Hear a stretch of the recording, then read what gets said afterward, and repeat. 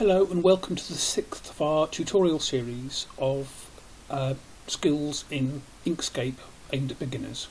So in this session we're going to take a real-world example of how you might use the Bezier tool, and then we'll move on to look at how you can combine shapes. So the first thing I'm going to do is take some real-world reference material.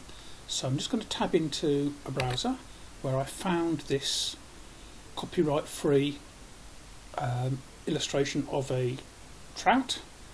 I'm going to right click on it and copy the image, and I'm going to tab into Inkscape and I'm going to just paste it in. Okay, so there we have our fish. Now it's not a photograph, so if I was wanting something really accurate I might double check with photographs that this is a good picture, but it looks to me like somebody's put a lot of care into it, so that's good enough. Okay, so I'm going to start with the Bezier tool, and I'm just going to start on a fairly simple part of the shape of the fish, and for now I'm just going to keep it simple. I'm going to ignore the fins entirely and just try and get the gist of the body shape.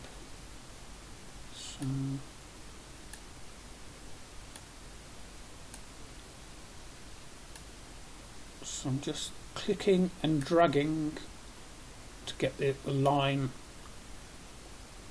Now the line is very thin, so it's quite hard for you to see what I'm doing, but I can thicken the line up as we go, but the line as displayed in the tool is actually very thin, and it stays very thin. So it doesn't necessarily help, because I can zoom in and the line will stay the same thickness. Just to let you know, when I'm zooming in I'm using the control key and the mouse wheel. So there are lots of different ways of moving around the page, and probably a whole tutorial on that alone, but my preferred way is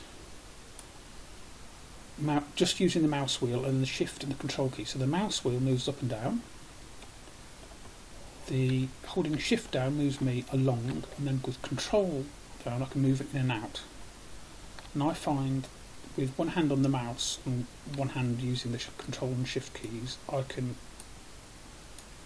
very fluidly move around the screen.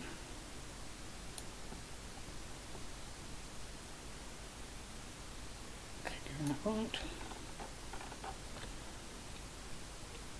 So some of these areas need very few. No, I actually might slightly extend that later on. If I make a mistake, I'm actually ignoring it for now, because it's so much easier to go back later and correct something. And I'm just going to zoom in for the mouth. So try and get that curve sort of on its chin, maybe. Just going to leave the side of this curve here, try and get that fairly. That sort of hook in the mouth is very distinctive.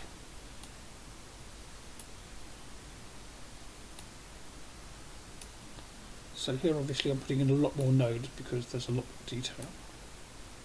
Let's give one eye into its nose. If it has a nose, I'm not an expert in fish. Okay, and I'm going to zoom out. This one thing is, if you forget which way to roll the mouse and you see it going the wrong way, you just reverse it. It's very easy to not remember things exactly, but you just try it, and if it works, that's good enough. Okay, so that's pretty reasonable. I could go in and tweak those using Node Edit, but I think that's fairly. You never want to look at it, so I'm just going to put a fill on it and see if that looks fishy to me. I know there's a bit of overhang on the tail. I might just go. No, I'm going to leave it for now. Now to do the rest of it, I want to be able to see this shape, but I also want to see what's behind it. So what I can do is change the opacity of the shape I've got, so make it more transparent, and that's down on the left hand corner where we've got the fill and the stroke information, and there's a little box with O in it, and that's 100% opaque. So I'm going to click in the box, I'm going to hold, and I'm just going to reduce the number. Now using the mouse wheel it reduces by 1% per sort of turn on the mouse, I'm actually going to hold control down and that goes 10 at a time. I'm just going to take it down to 30% so I can sort of see the artwork underneath it.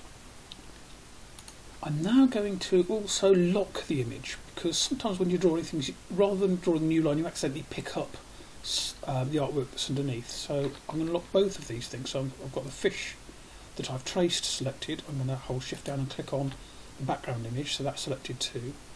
And now if I right click, we have down at the bottom of the menu lock selected objects, and that means they're still visible but I can't accidentally move them around. Okay, so now I'm going to draw the fins. So back to the Bezier tool, and I'm going to try and trace them fairly accurately. Zoom in a bit more where it matters.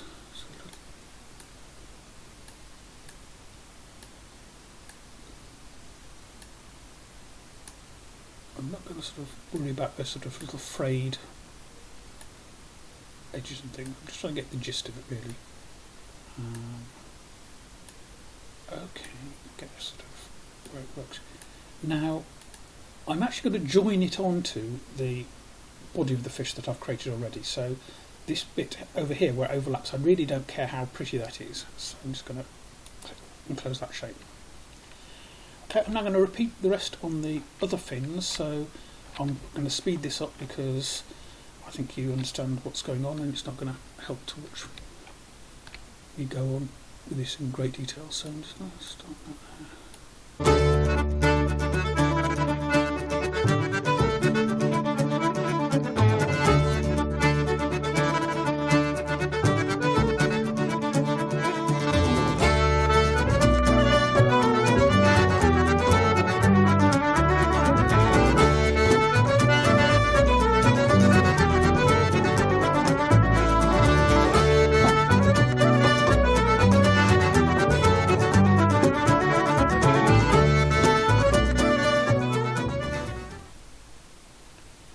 Okay, so here we've got our fish when I've drawn in the shapes of the various fins. Now I'm going to go to the select tool.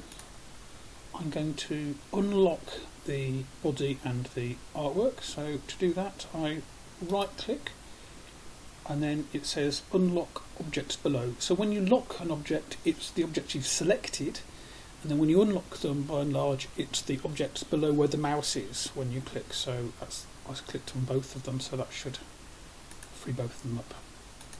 Okay, and I'm going to take the source image and just use the arrow keys to get it out of the way. Now, the next thing I'm going to do is fuse these together. So this, if I make all these, give them all a fill colour.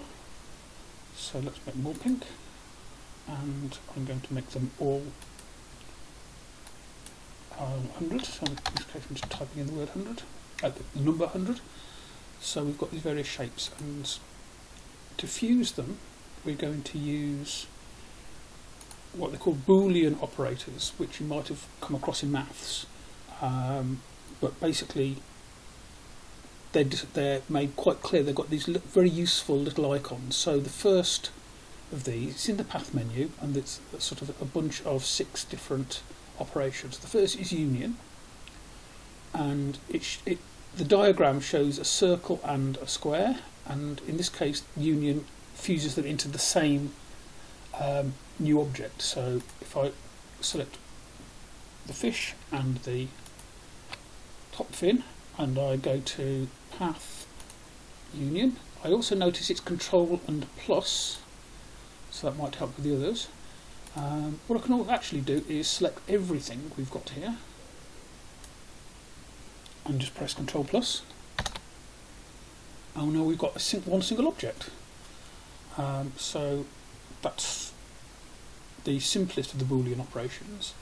There's some others which we'll probably look at another time, where you can use one shape to cut away, or overlap 2 shapes and just have the overlapped part.